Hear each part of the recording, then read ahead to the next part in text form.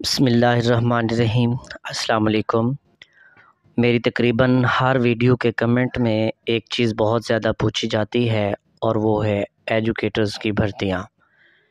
اب بھی بہت سارے لوگ ان بھرتیوں کے بارے میں نئی اپڈیٹ جاننا چاہتے ہیں اور میرے جواب نہ دینے کی وجہ سے اپنی ناراضی کا اظہار بھی کرتے ہیں کہ آپ سے کئی بار ایجوکیٹرز کی جابز کا پوچھا ہے، آپ جواب نہیں دیتے۔ اس لیے سوچا کہ آج آپ کو اس کا جواب دے ہی دیتا ہوں۔ سب سے پہلے آپ کو لیے چلتا ہوں ایجوکیشن ڈپارٹمنٹ پنجاب کی ویب سائٹ پر، اور وہاں جا کے دیکھتے ہیں کہ اس وقت پورے پنجاب کے سرکاری اسکولوں میں ٹوٹل کتنے اساتذہ کی کمی ہے۔ فوج کے بعد یہ دوسرا بڑا ادارہ ہے جس کے لاکھوں کی تعداد میں ملازمین ہیں۔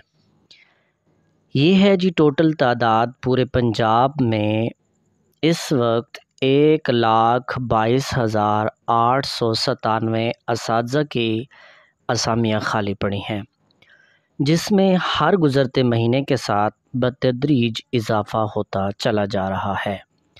دھڑا دھڑ ریٹائرمنٹ ہو رہی ہے، کچھ دار فانی سے کوچ کر گئے، کچھ نے حالات و مشکلات کے پیش نظر خیر بات کہہ دیا۔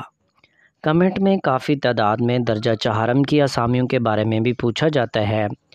آج اس کی بھی تفصیلات شیئر کرتا چلوں کہ پورے پنجاب کے سرکاری اسکولوں میں اس وقت درجہ چہارم کی 35,306 اسامیاں خالی ہیں۔ اس کے ساتھ ساتھ ٹوٹل 4,500 کے قریب اسکول ہیں جو ہیڈ ماسٹر یا پرنسپل کے بغیر چل رہے ہیں۔ مطلب یہ صورتحال ہے ایجوکیشن ڈپارٹمنٹ کی۔ اب چونکہ P S R P phase 1 میں 5,863 سرکاری اسکولوں کو آؤٹ سورس کر دیا گیا ہے، تو ایک اندازے کے مطابق 25,000 ٹیچرز کی اسامیاں ختم ہو چکی ہیں۔ باقی بچی تقریباً 1,00,000 اسامیاں۔ فیز 2 کا آغاز بھی جلد ہو جائے گا، اس میں بھی 30 سے 35,000 اسامیاں ختم ہو جانی ہیں، پھر باری آئے گی فیز 3 کی۔ اس طرح ایک محتاط اندازے کے مطابق 90,000 اسامیوں کو اس آؤٹ سورس کرنے والا جو پروگرام ہے اس طرح ختم کرنے کا پلان تیار کیا گیا ہے۔ باقی بچیں گی تقریباً 30,000 اسامیاں، جس کے بارے میں ایجوکیشن منسٹر کہہ رہے ہیں کہ یہ بھرتیاں کریں گے، مگر مجھے لگتا ہے کہ جب ریشنلائزیشن ہو جائے گی یا ہوگی تو یہ 30,000 بھی شاید کہیں ختم نہ ہو جائے۔